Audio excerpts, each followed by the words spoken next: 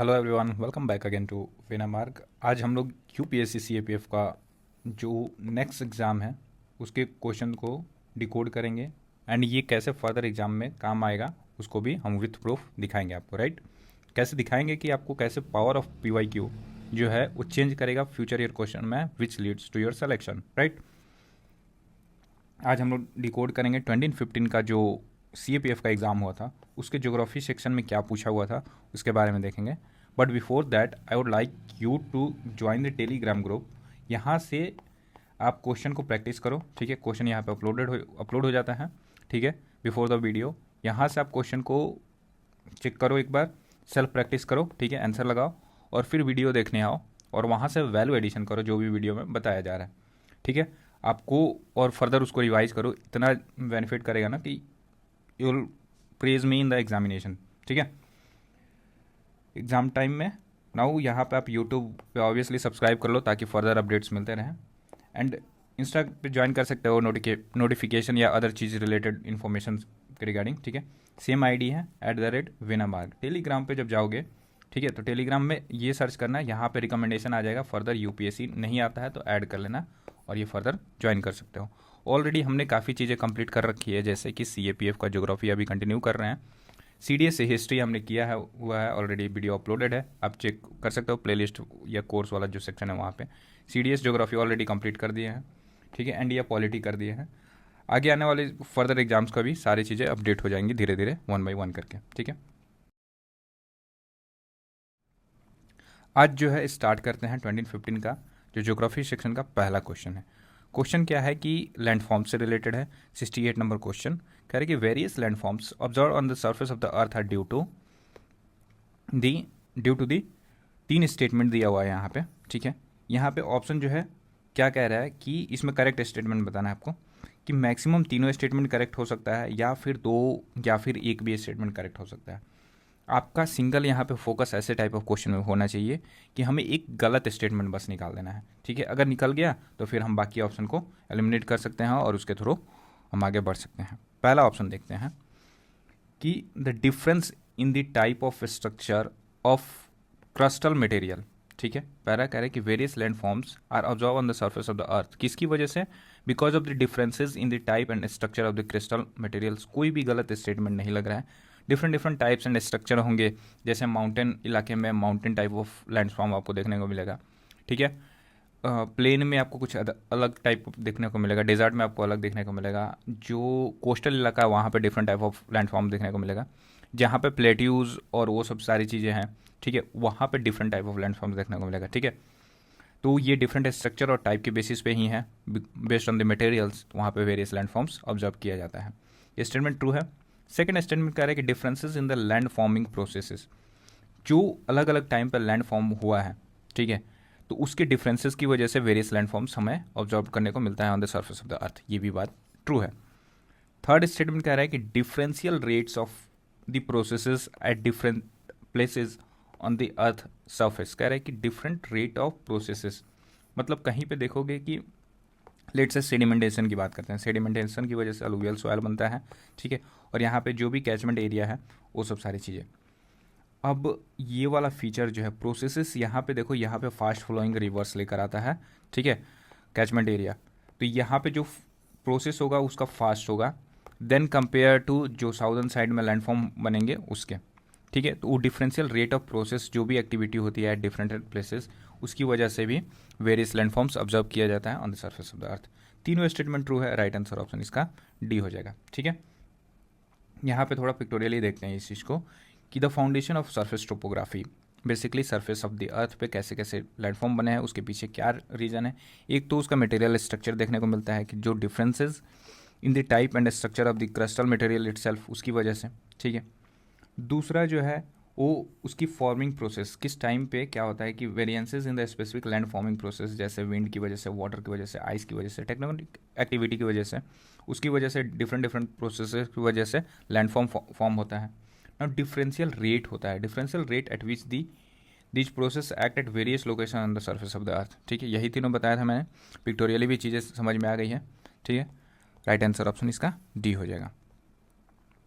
Now next question पे आते हैं हम कि नेक्स्ट क्वेश्चन पे क्या है कि under which of the following condition occluded front या ऑक्लूड फ्रंट आर क्रिएटेड।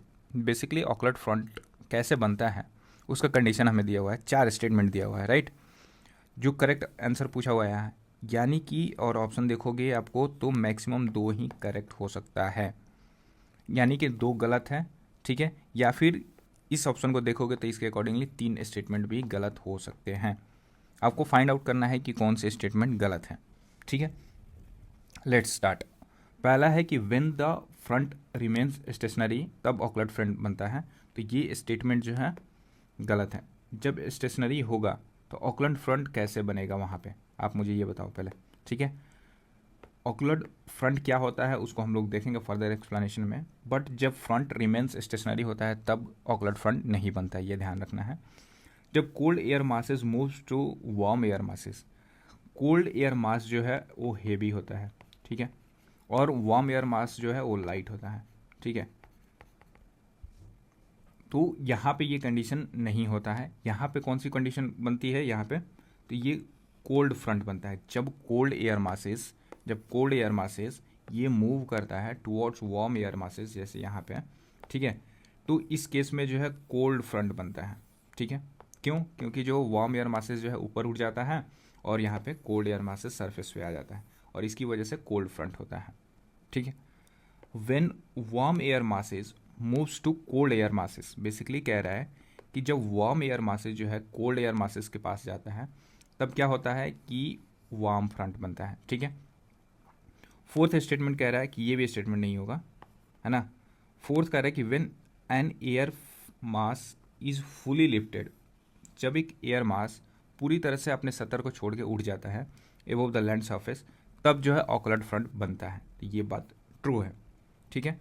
और यही ऑक्लूड फ्रंट का आंसर है ऑप्शन डी। यहाँ पे पिक्टोरियली समझते हैं कि जब ये कोल्ड एयर मास आया, ठीक है, इधर से वार्म एयर मासेस आए, ठीक है। अब क्या हुआ कि कोल्ड एयर मासेस जो है पूरा जगह ही छेक लिया, तो क्या हुआ कि ये जो है वार्म एयर मासेस जो है, या हो सकता है कि दोनों साइड से कोल्ड एयर मासेस आ रहे हो, ठीक है, और यहाँ पे बीच में वार्म एयर मासेस था, कोल्ड एयर मासेस जो है नीचे सरफेस पकड़ लिया, तो वार्म एयर मासेस जो है अपर ही रह गया, ठीक है।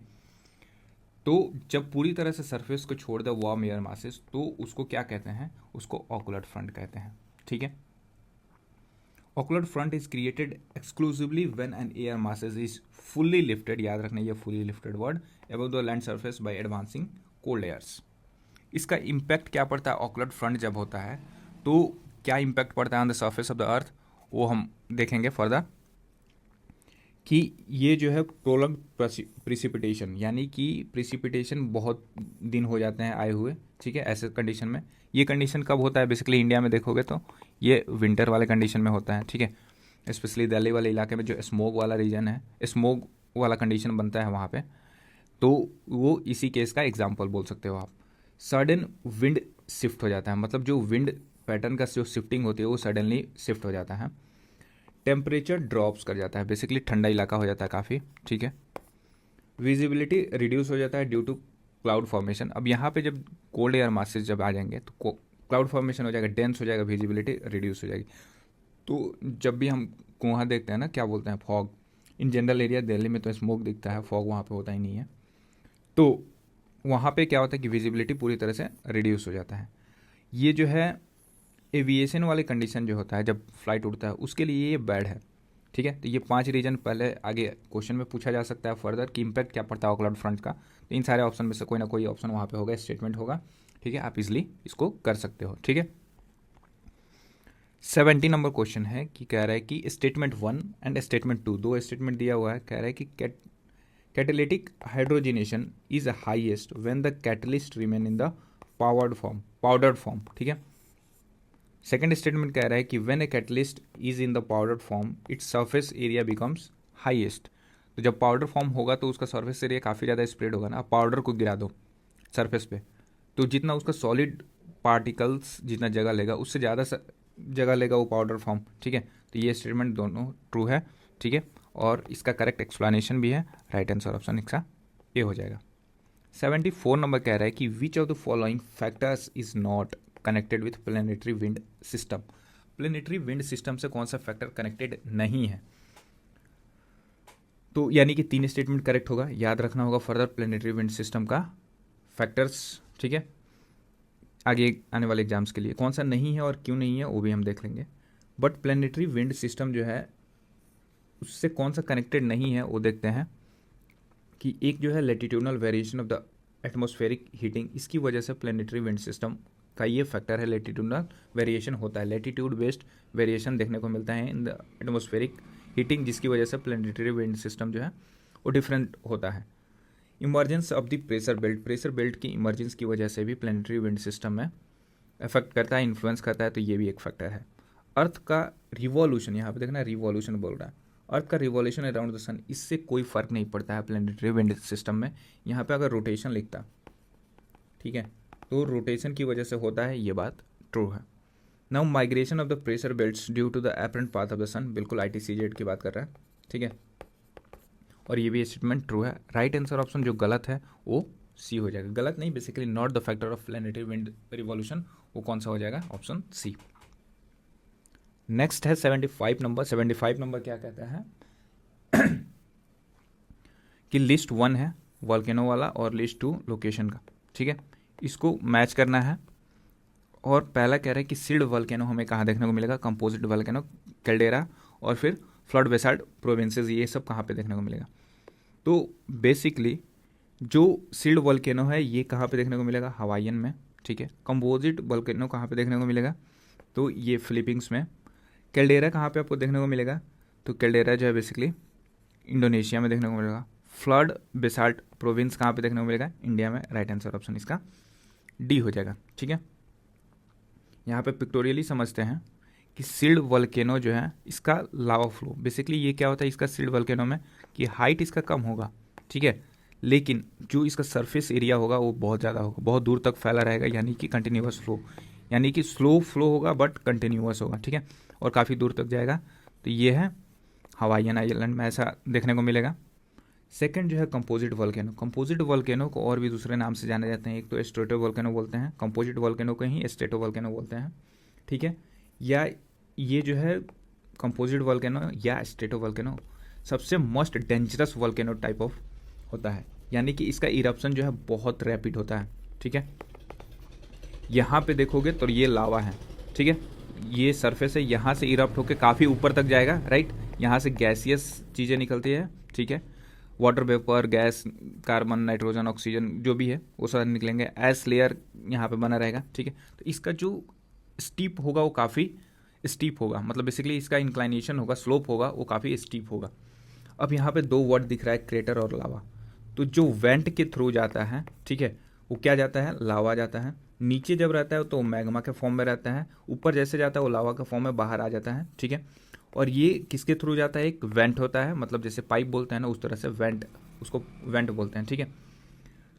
नाउ जो टॉप मोस्ट लेयर होता है, ठीक है, उसको क्या बोलते हैं, उसको क्रेटर बोलते हैं, ठीक है। तो जो वॉल्केनिक जहाँ से लावा इरप्ट होकर बाहर आना शुरू हो जाता है उसको क्रेटर बोलते हैं, ठीक है। अब जैसे ही ये चीज़ लेट से कि ये हैवी हुआ, काफ़ी बड़ा वोल्केनो बन गया, ठीक है, अब यहाँ पे ये जगह थोड़ा सा नीचे से खाली हो गया होगा लेट से, ठीक है, तो ये तो उसको प्रॉपर होल्ड करके नहीं रखेगा ना इतना ऊपर, ठीक है, ऐसे स्ट्रेंथ में, तो उसको पिलर की एक ज़रूरत पड़ती है काइंड ऑफ सपोर्ट की नीचे से। अब नहीं हुआ तो ये क्या हुआ कि कोलैप्स हो गया, ठीक है, ये चीज़ें कोलैप्स हुआ, जब कोलैप्स हुआ तो यही बनाता है कैल्डेरा वोल्केनो टाइप, ठीक है। और ये कैल्डेरा वोल्केनो टाइप कहाँ पे देखने को गया, कोलैप्स जो डिप्रेशन बोलते हैं उसको, ठीक है, तो यहाँ पे इंडोनेशिया में कैल्डेरा टाइप ऑफ वोल्केनो देखने को मिलेगा आपको, ठीक है। नाउ फ्लड बेसाल्ट प्रोविंस देखने को कहाँ मिलेगा, बेसिकली बेसाल्ट का लेयर होगा 1 बाई 1 धीरे धीरे, ठीक है, और चाहे वो हॉरिजेंटली बोल दो या फिर वर्टिकल बोल दो, दोनों साइड में, ये इंडिया में देखने को मिलेगा। ये बेसिकली जो डक्कन ट्रैप है ना अपना, वहाँ पे फ्लड बेसाल्ट प्रोविंस देखने को मिलेंगे। नाउ जो स्ट्रेटो वोल्केनो या कंपोजिट वोल्केनो है उसके कैरेक्टरिस्टिक्स कुछ देखते हैं। ये बेसिकली टाल स्टीप होते हैं, ठीक है, सिमेट्रिकल कोन्स बनेंगे दोनों साइड में, है ना। फिर गैस रिच मैग्मा होगा, जो मैग्मा निकलेगा, ठीक है, वो गैस रिच होगा, CO2, ठीक है, O2, O3, ये सारे चीज़ें हैं, या फिर उसको वाटर वेपर, ठीक है, ये सब सारी चीज़ें। ऐसी लेयर होगी, डेवास्टेटिंग होगा, यहाँ पे एवलांचे देखने को मिलेगा, ठीक है। राइट आंसर आपको क्या होगा वो पता चल गया, वैल्यू एडिशन क्या मिला आपको वो भी देख लिया, पिक्टोरियली समझ में आ गया कि सील्ड वोल्केनो क्या दिखते हैं। कंपोजिट वोल्केनो क्या देखते हैं, कैल्डेरा कैसे दिखता है, और फ्लड बेसाल्ट प्रोविंसेस कैसे दिखते हैं। यहाँ पे एक एक्स्ट्रा फैक्ट देख लेना कि अगर कोई चीज़ आपसे पूछे कि हाईएस्ट वोल्केनो, ठीक है, बाई वॉल्यूम, तो वो कौन सा है, तो वो है मौना लोआ।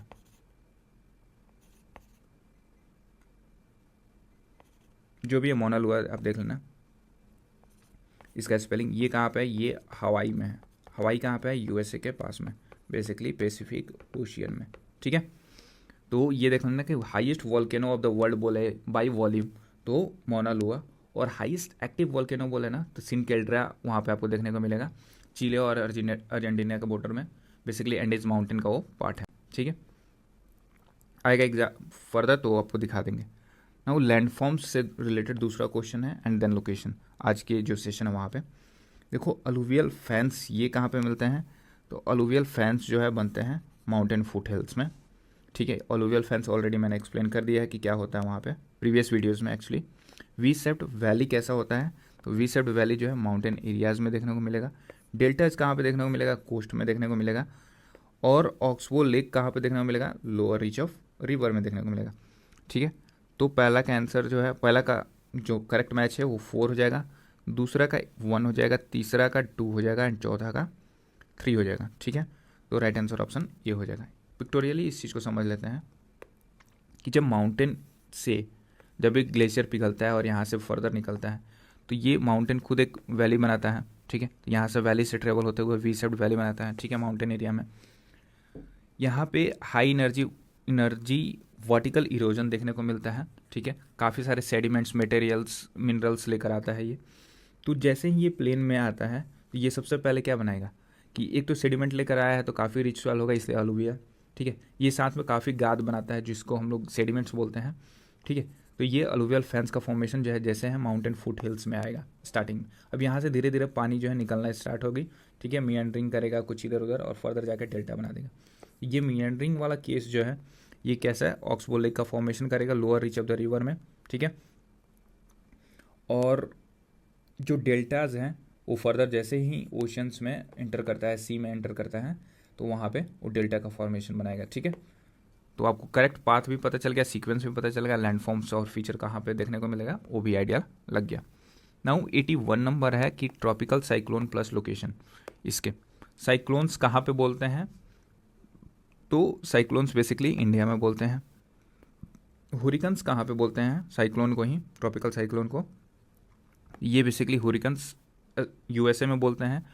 टाइफून किस कहाँ बोलते हैं, तो टाइफून जो है बेसिकली ईस्ट एशिया, चाइना वो और जापान वाले इलाके में बोलते हैं इसको, ठीक है। और विली विली कहाँ बोलते हैं, तो ये बोलते हैं ऑस्ट्रेलिया में। राइट आंसर ऑप्शन इसका बी हो जाएगा, ठीक है। एक बार देख लो कि हुरिकन्स कहाँ बोलते हैं ट्रॉपिकल साइक्लोन को, तो बेसिकली यूएसए में बोलते हैं। साइक्लोन कहाँ बोलते हैं, इंडिया में बोलते हैं। विली विली कहाँ बोलते हैं, तो ये बोलते हैं ऑस्ट्रेलिया में। और टाइफून्स कहाँ पे बोलते हैं, तो है जापान और चाइना में, जापान, चाइना, ताइवान, ठीक है, यहाँ पे ईस्ट एशिया वाले इलाका में। राइट आंसर पता चल गया। नेक्स्ट क्वेश्चन है 86 नंबर। 86 नंबर क्वेश्चन क्या कह रहा है कि which of the following statement with regards to the continental shelf is not correct. यहाँ पे नॉट करेक्ट पूछा हुआ है। Shelves are absent close to plate boundaries, ये बात ट्रू है, ठीक है। सेल्फ्स जो है प्लेट बाउंड्री के पास नहीं देखने को मिलते हैं। दे आर हाईली सेडिमेंटेड, ये भी बात ट्रू है। They have abrupt falls towards the continental slope, ये बात गलत है। यहाँ पे एब्रप्ट फॉल्स नहीं है, बाकी सब कुछ सही है। एब्रप्ट फॉल नहीं है, यहाँ पे जेंटल स्लोप बनाता है, ठीक है। They are rich fishing areas, ये भी बात ट्रू है। तो नॉट करेक्ट पूछा कॉन्टिनेंटल शेल्फ के बारे में, तो सी हो जाएगा। पिक्टोरियली समझते हैं। देखो ये है लैंड सरफेस, ठीक है, यहाँ से पानी धीरे धीरे धीरे आगे आया, ठीक है। ये क्या बना रहा है, कॉन्टिनेंटल शेल्फ का रीजन है, जहाँ पे थोड़ा सा डेप्थ जो है एक्चुअल सरफेस से थोड़ा सा कम है, बट ओवरऑल डेप्थ ज़्यादा नहीं है, ठीक है। यहाँ पे एरिया क्या है, सेडिमेंटेशन की वजह से ये सब सारी चीज़ें ऊपर उठी हुई है। फिर इंक्रीज रिच फिशिंग एरियाज देखने को मिलेगा, फिश जो है ज़्यादा नीचे नहीं जाते हैं, यहीं पर रहेंगे, ठीक है। Extending outward from the coast, फिर बाहर जब जाओगे यहाँ पे तो ये जो है स्लोप आपको कैसा दिखेगा, तो ये है जेंटल स्लोप, है ना, धीरे धीरे धीरे नीचे आ रहा है, ऐसे नहीं कि एक ही बार वर्टिकल स्लोप बनाया और वो, तो ये एब्रप्ट स्लोप नहीं बनाया हुआ है। ये स्टेटमेंट था अपना, जेंटल स्लोप है, ठीक है, कॉन्टिनेंटल स्लोप। और इसके बाद से धीरे धीरे ये सब सारी चीज़ें यहाँ पे भी देखने को मिलेगी। अब यहाँ पे क्या क्या क्या देखने को मिलेगा, एबेसल हिल देखने को मिलेगा, बेसिकली जो है विद इन वाटर थोड़ा सा जो उठा हुआ पार्ट होगा, जैसे अपने यहाँ पे क्या बोलते हैं प्लेट्यूज बोलते हैं, वैसे ही यहाँ पे कुछ विद इन वाटर उठा होगा तो उसको क्या बोलेंगे, एबेसल हिल्स, ठीक है। यहाँ पे एबेसल प्लेन बोलते हैं, जो लोअर लेयर ऑफ वाटर होता है पूरा प्लेन होगा, वहाँ पे एबेसल प्लेन देखने को मिलेगा, ठीक है। एबेसल सी माउंट्स देखने को मिलता है। एबेसल सी माउंट्स क्या होता है कि एक माउंटेन होता है, उसका अपर लेयर जो है इरोड ओरोड होके, ठीक है, एक जो है बोल सकते हो कि हॉरिजेंटल सरफेस बना दिया हो, बट अभी भी हाइट प्रॉपर है, तो उसको सी माउंट्स बोलेंगे, ठीक है। और एक होता है हेट्रोथर्मल, ठीक है, माइक्रोथर्मल वेंट। माइक्रोथर्मल वेंट क्या होता है कि बेसिकली ना, जब एबिसल प्लेन में थोड़ा सा डिप्रेशन आ जाए, मतलब कि थोड़ा सा वो डाउन चला जाए, जैसे कि हम लोग के साइड में उसको क्या बोलते हैं, कुआं बोलते हैं ना, वैसे काइंड ऑफ थिंग्स, तो उसको क्या बोलेंगे, माइक्रोथर्मल वेंट्स, राइट, हो गया। अब जो ट्रैप था वो मैंने दिखा दिया कि एब्रप्ट नहीं है, वो जेंटल स्लोप है। इतना पिक्टोरियल एक्सप्लेनेशन आपको अच्छा लगा होगा, आई होप कि, ठीक है, सारे याद रहेंगे ना। 92 नंबर कह रहे हैं कि which one among the following is not micro plates. तो प्लेट के बारे में देखो काफ़ी ज़्यादा है, 6 या 7 शायद मेजर प्लेट है, बाकी सारे माइनर प्लेट है। अब माइनर प्लेट में देखो नाज़का प्लेट जो है ये एक माइनर प्लेट है, अरबियन प्लेट जो है ये भी एक माइनर प्लेट है, फ्लिपिंग प्लेट्स जो है माइनर है, अंटार्कटिका जो है ये एक मेजर प्लेट है, ठीक है। तो मेजर प्लेट कौन सा है, Antarctica, option D is the right answer, ठीक है, यहाँ पे यही है। अब यहाँ पे कुछ हम एक्स्ट्रा इन्फॉर्मेशन देखते हैं कि जो भी प्लेट टेक्टोनिक थ्योरी और वो सब सारी चीज़ें हैं उससे रिलेटेड। तो कॉन्टिनेंटल ड्रिफ्ट थ्योरी किसने दिया था 1912 में, तो अल्फ्रेड वैगनर ने दिया था। Continental drift, Alfred Wegener, right. Jetty Wilson बोल सकते हो इसको आप। जेटी विल्सन जो है इन्होंने इंट्रोड्यूस किया था जो टर्म प्लेट है for the first time and transfer fault in 1965। तो प्लेट एज ए टर्म किसने दिया था, तो जेटी विल्सन ने दिया था, ठीक है। बट आगे पूछ दे कि थ्योरी ऑफ प्लेट टेक्टोनिक्स किसने दिया था, ये बेसिकली WJ मॉर्गन ने दिया था, ठीक है। इनके साथ और 2 लोग थे बट इनका नाम काफ़ी ज़्यादा आता है, ठीक है। तो WG मॉर्गन जो है वो प्लेट टेक्टोनिक थ्योरी दिए थे, इसको याद रखना। टर्म प्लेट किसने कॉइन किया था, विल्सन ने किया था, जबकि प्लेट टेक्टोनिक थ्योरी किसने दिया था, वो दिया था WJ मॉर्गन, ठीक है। फिर आगे पूछे सी फ्लोर स्प्रेडिंग किसने दिया था, ये बेसिकली हैरी हेस ने दिया था, ठीक है। फर्दर आगे पूछे कि अगर mathematical models for plate movement on a sphere ये किसने कैलकुलेट किया था, ठीक है, ये थे Dan McKenzie and Robert Parker. तो mathematical model for plate movement ये किसने कैलकुलेट किया था ऑन ए स्फीयर, तो ये था डैन मैकेंजी और रॉबर्ट पार्कर। काफ़ी सारे क्वेश्चन यहाँ से पूछे गए हैं, ठीक है। तो ये एक सिंगल जो है PDF आपको काफ़ी हेल्पफुल होगा फर्दर आगे सारे एग्जाम्स के लिए। नाउ जो भी प्लेट है उसके बारे में हम देख लेते हैं। यहाँ पे प्लेट के बारे में देखो, प्लेट के बारे में क्या कह रहा है कि मेजर पहले देख लेते हैं, रेड से हाईलाइट कर देंगे। मेजर प्लेट जो है ये नॉर्थ अमेरिकन प्लेट है, सेकंड मेजर प्लेट जो है साउथ अमेरिकन प्लेट है, थर्ड मेजर प्लेट जो है अंटार्कटिका है, फोर्थ जो है यूरेशिया है, फिफ्थ जो है अफ्रीकन है, सिक्स जो है ऑस्ट्रेलियन है, ठीक है। एंड सेवेंथ जो है वो कौन सा है, तो पैसिफिक प्लेट है, ठीक है। पैसिफिक प्लेट जो है जितने सारे प्लेट हैं उन सब में लार्जेस्ट है। तो largest plate on the earth surface ये कौन सा है, तो पैसिफिक प्लेट, राइट। अब आगे देखना है कि जो माइनर हो कौन सा है, तो माइनर में एक नाम देखो जॉन डा फूसा, ये स्मॉलेस्ट प्लेट है ओवरऑल। तो इसको याद रखना है कि जॉन डे फूसा जो है कहाँ पे है, कैलिफोर्निया वाला बेल्ट, साउथ अमेरिका में है एक्चुअली, नॉर्थ अमेरिका में, ठीक है। जॉन डे फूसा ये स्मॉलेस्ट प्लेट है। नाउ कॉकोज ये भी जो है स्मॉलेस्ट प्लेट है और ये USA और वो जो कैरिबियन वाला एरिया है वहाँ पे आपको देखने को मिलेगा। तो कॉकोज प्लेट जो है ये कहाँ पे देखने को मिलेगा, तो ये बेसिकली जो है आपको USA और मैक्सिको के आसपास देखने को मिलेगा, ठीक है। अबोव द इक्वेटर है, ये भी ध्यान रखना। अब कैरेबियन प्लेट यहाँ पे देखने को मिलेगा आपको, कैरेबियन सी और उसके अराउंड पे। नाज़का प्लेट आपको साउथ अमेरिका के जस्ट लेफ्ट साइड में देखने को मिलेगा। अब यही नाज़का प्लेट और साउथ अमेरिकन प्लेट जब कोलाइड होता है तो यहाँ पे कन्वर्जेंट प्लेट बाउंड्री आता है। तो ये देखो, ये ओशियानिक है और ये है कॉन्टिनेंटल। तो जब वो ओशियानिक, आपको पता है कि ओशियानिक प्लेट हैवी होता है, ये क्या करेगा, सबडक्ट करेगा, और कॉन्टिनेंटल जो है वो राइज करेगा, और इसी की वजह से यहाँ पे क्या बनता है, एंडीज माउंटेन। ठीक है। फिर स्कोटिया प्लेट कहाँ पे देखने को मिलेगा, तो साउथ अमेरिका देखने को मिलेगा, राइट। ठीक है। अफ्रीकन प्लेट आपको पता है, सोमाली प्लेट यहाँ पे देख लो, अरबियन प्लेट ये भी सब माइनर है, इंडियन प्लेट ये भी माइनर है, यहाँ पे फिलीपींस जो है ये भी माइनर है, और बाकी तो आप हो ही गया। ठीक है। तो ये प्लेट्स के बारे में इन्फॉर्मेशन आपको आइडिया लग गया। यहाँ से काफ़ी सारे क्वेश्चंस जो है सॉल्व हो सकते हैं। सिर्फ ये है, हर एग्ज़ाम में जहाँ से भी प्लेट से रिलेटेड क्वेश्चन आएगा तो ये सिंगल जो इन्फॉर्मेशन है यहाँ पे वो काफ़ी होगा इस क्वेश्चन को करने के लिए। नाउ 93 नंबर देखते हैं कि the tree of tropical rain forest have buttress root because, buttress root क्यों होता है tree of tropical rain forest का, तो वो बेसिकली मिनरल ऑब्जर्वेशन के लिए हो जाता है। तो ये क्या कह रहा है कि द बटरस रूट जो है have to bear the mechanical load of hard woods. अब देखो, आपको पता है कि ट्रॉपिकल रेन फॉरेस्ट है, तो यहाँ पे जो भी वुड्स होंगे वो काफ़ी मजबूत होंगे और हार्ड होंगे, क्योंकि वहाँ पे मिनरल रिच एरिया है और वो सब सारी चीज़ें देखने को मिलेगा। ठीक है। तो उनके मैकेनिकल लोड को बियर करने के लिए, जैसे बहुत बड़ा पेड़ हो गया तो कैसे अपना स्ट्रेंथ बना कर रहेगा, तो अपना जड़ मजबूत करके रहेगा। तो ये बड़ा बड़ा जड़ देखने को मिलता है बड़े बड़े पेड़ में, ये बुटरस रूट है, और राइट आंसर आपका ये हो जाएगा डी, क्योंकि उनको मैकेनिकल लोड बियर करना है हार्डवुड का। ठीक है।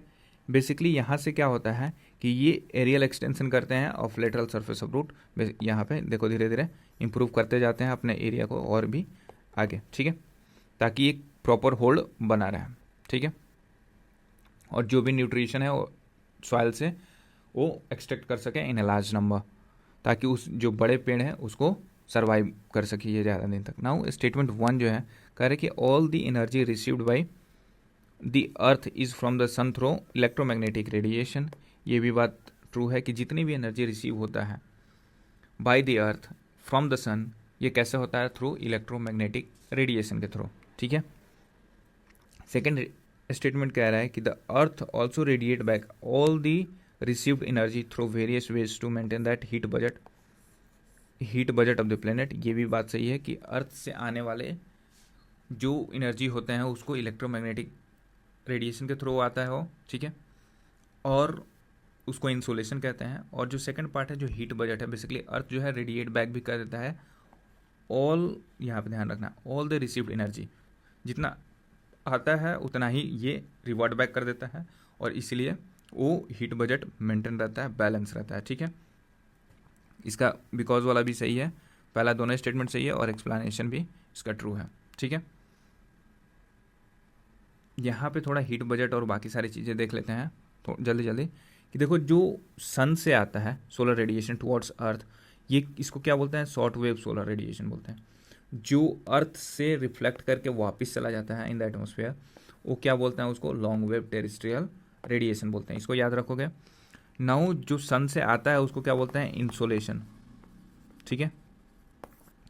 अब ये देखो, टोटल एनर्जी 100% है सोलर एनर्जी, कुछ आएगा तो ये 6% स्पेस से ही रिफ्लेक्ट बैक हो जाएगा बिकॉज ऑफ क्लाउड एंड बाकी सारी चीज़ें। ठीक है। कुछ स्पेस में अदर एलिमेंट है जैसे क्लाउड और चीज़ें गैसियस और वो सारी चीज़ें, ये जो है 29% जो है ऑब्जर्व कर लेते हैं। ठीक है। तो टोटल अर्थ पे कितना आता है, तो टोटल अर्थ पे 51% ही रिसीव कर पाता है अर्थ।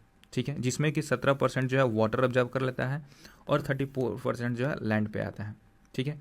और 14% जो है ऊपर वाला पार्ट देखोगे तो 100% वाला में से, तो यहाँ पे 14% जो है बेसिकली एटमॉस्फेयर ऑब्जर्व कर लेता है। ठीक है।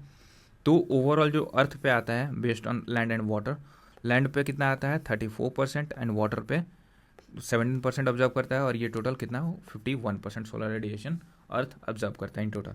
रेडिएशन बैक करता है तो ये बेसिकली जो है ये ऑल 51% को रेडिएट बैक कर देता है। ठीक है। कुछ जो है कंडेंसेशन के फॉर्म में, कुछ टर्बुलेंस एंड कन्वेक्शन के फॉर्म में, और कुछ जो है डायरेक्टली रेडिएट कर देता है अर्थ बाई रिफ्लेक्शन एंड बाकी सारी चीज़ें। टोटल 51% जो है ये सारे जो है रिफ्लेक्ट बैक हो जाता है। यही है हीट बजट। नाउ 104 नंबर देखोगे क्वेश्चन, तो कह रहे कि which of the following plain is associated with limestone topography. तो लाइमस्टोन टोपोग्राफी में जो इनमें से टर्म है वो कौन सा एसोसिएटेड है, तो basically limestone topography karst plain से एसोसिएटेड। बजार्ड प्लेन्स क्या होता है, यहाँ पे ये डेजर्टी एरिया में देखने को मिलेगा, डेजर्ट या एरिड वाले एरिया में, ठीक है। प्लेन्स क्या होता है वो फर्दर देखेंगे अभी, ठीक है। अलुवियल प्लेन्स तो आपको पता है कि गंगेटिक प्लेन में देखने को मिलेगा।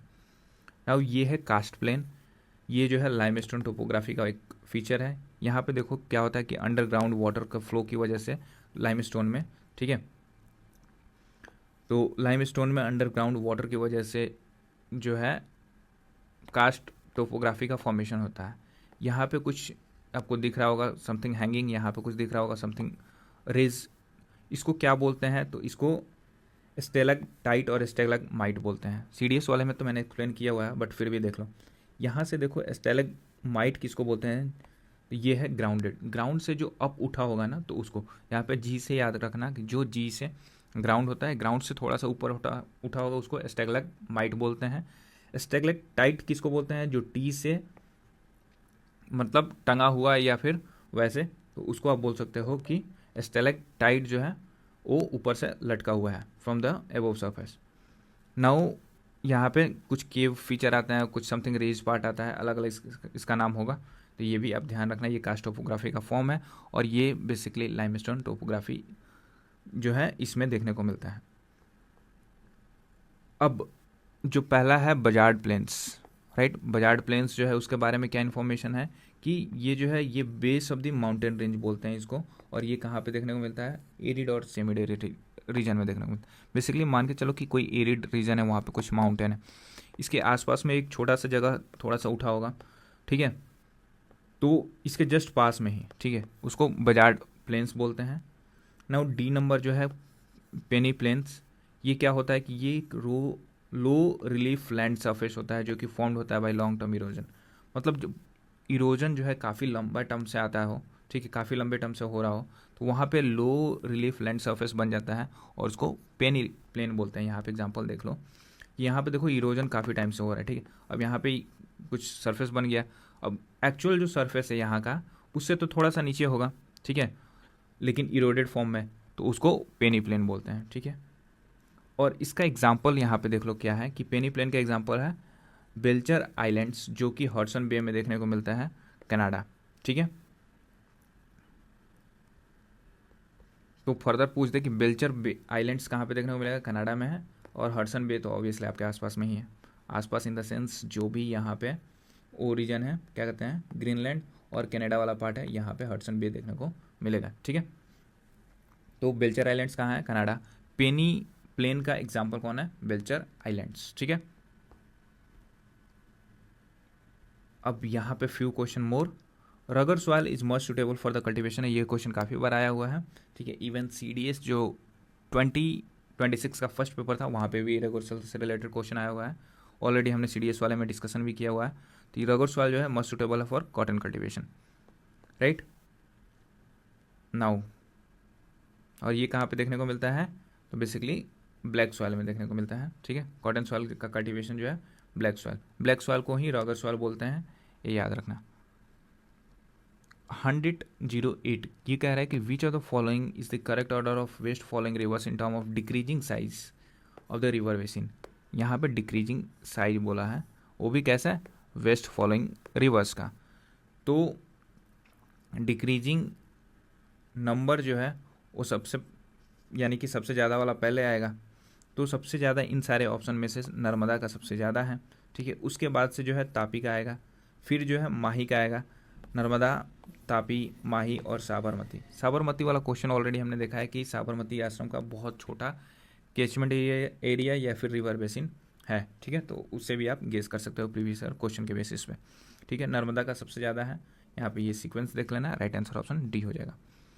109 कह रहा है कि which one among the following state is leading producer of petroleum in India, specially जो है क्रूड वाला, ये बेसिकली जो है लीडिंग प्रोड्यूसर कौन सा होगा क्रूड का, तो है पेट्रोलियम प्रोडक्ट का, तो है असम। असम में जो है इंडिया का सबसे ओल्डेस्ट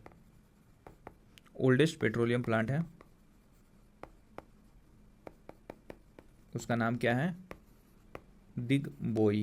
ठीक है, तो दिग्बोई पेट्रोलियम प्लांट कहाँ पे देखने को मिलेगा, तो असम में देखने को मिलेगा। इंडिया का सबसे ओल्डेस्ट प्लांट है। ठीक है, और इंडिया जो है बेसिकली असम जो है वो क्या है, वो लीडिंग प्रोड्यूसर है किसका, क्रूड पेट्रोलियम का इन इंडिया। नाउ 114 क्वेश्चन है, कह रहे हैं कि which of the following statement related to cyclone, anti cyclone and trade winds are correct. 4 statement है, मैक्सिमम 3 सही हो सकते हैं और मिनिमम 1 सही होगा। ठीक है, इसको देखते हैं कि the wind direction is clockwise in the cyclone of northern hemisphere. Northern hemisphere में जो विंड का डायरेक्शन होता है बेसिकली साइक्लोन के केस में, वो कैसा होता है, वो क्लॉकवाइज ना होकर वो एंटी क्लॉकवाइज होता है। तो नॉर्दर्न हेमिस्फीयर में एंटी क्लॉकवाइज होगा। ठीक है, सेकेंड क्वेश्चन है कि the planetary wind that blows from north east to north west is not as north east trade wind. North east से नॉर्थ वेस्ट जा रहा है उसको क्या बोलते हैं, नॉर्थ ईस्ट ट्रेड विंड। तो ये स्टेटमेंट गलत है। थर्ड स्टेटमेंट कह रहा है कि the wind direction is anti clockwise in the anti cyclone of southern hemisphere, ये बात ट्रू है। ठीक है,